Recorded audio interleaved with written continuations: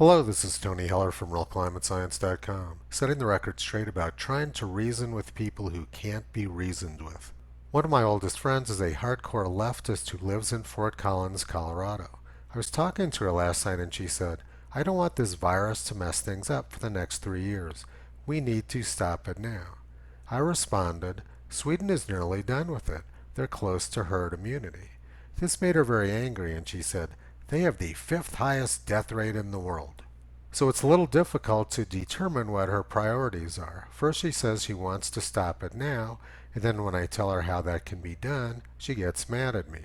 And I've had nearly the identical conversation with dozens of other people. Sweden has been the target of a massive disinformation campaign.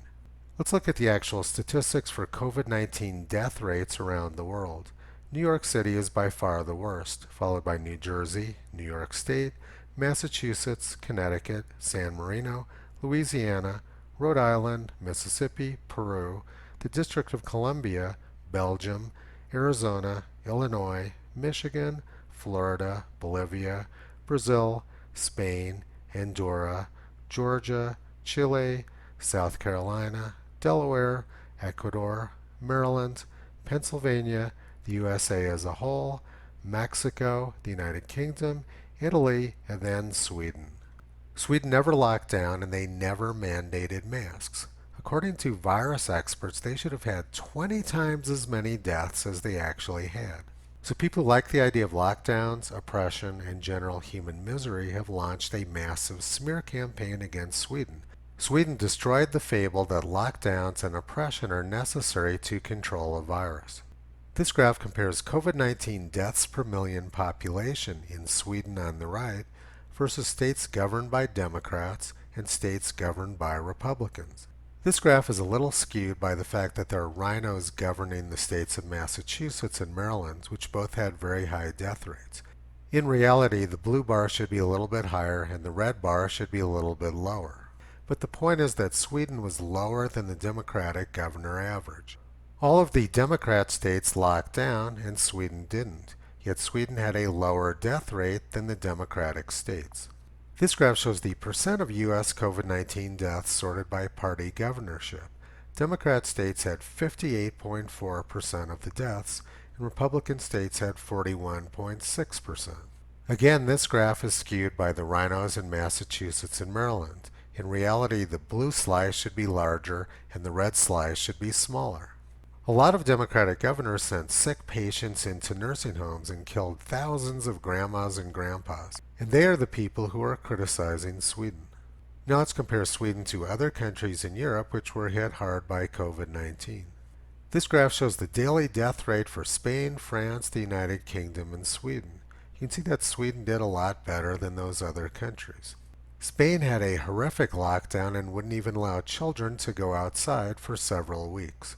By contrast, Sweden never shut down their under 16 schools, yet they did much better than these other countries. Now let's take a closer look at the right side of the graph. Deaths in Spain are increasing, deaths in France are increasing, deaths in the United Kingdom are increasing, but deaths in Sweden are continuing to decline. In fact, death rates in Sweden are now among the lowest in the world. Death rates in many European countries are increasing and they're much higher than those in Sweden. And Sweden's infection rate is also among the lowest in Europe. It's pretty clear that Sweden bashers are not telling the truth about Sweden's success without lockdowns, without mask mandates, and without tyranny. Democrats always say, "Listen to the scientists," but that's the last thing they're willing to do. Earlier today, nearly 6,000 of the world's leading experts released a petition against lockdowns. Nearly 6,000 experts, including dozens from the UK, say the lockdown approach is having a devastating impact on physical and mental health as well as society.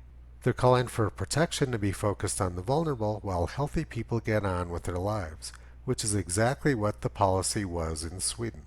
It's also what I've been advocating for the past 6 months and for which I took a huge amount of flack back in March and April. A climate skeptic called me up back in March and said, "Just about every country in the world is locking down. You have no idea what you're talking about and you should stop saying it." And I responded with, "Yes, and just about every country in the world signed the fake Paris Climate Treaty." I'm simply not impressed or swayed by the consensus of stupidity in government. And speaking of stupidity in government, Joe Biden says he wants to lock the country down again. He claims that he's listening to the scientists, but obviously he's not.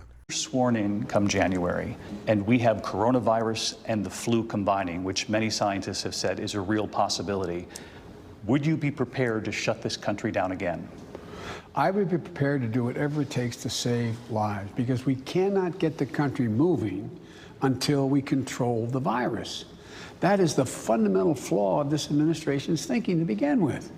In order to keep the country running and moving and the economy growing and people employed, you have to fix the virus. You have to deal with the virus. So if the scientists say, shut it down? I would shut it down. I would listen to the scientists.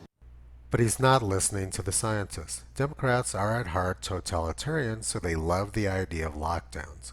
And Jane Fonda says that COVID-19 is a gift from God. I just think COVID is God's gift to the left. The scientist which Joe Biden wants to listen to is Dr. Fauci, who says that New York did it right. He said they're a model for fighting coronavirus. Dr. Fauci is referring to the New York City with the highest death rate in the world and 20% unemployment. If Joe Biden gets elected, Dr. Fauci is going to be back in control, destroying the country once again. My experience has been that trying to explain science to Democrats is generally a complete waste of time. Toto understands that you can't reason a person out of a position which they didn't reason themselves into. If only I was as smart as Toto, I wouldn't waste so much time trying to do just that. You can visit Toto and Kyrie on the web at realclimatescience.com.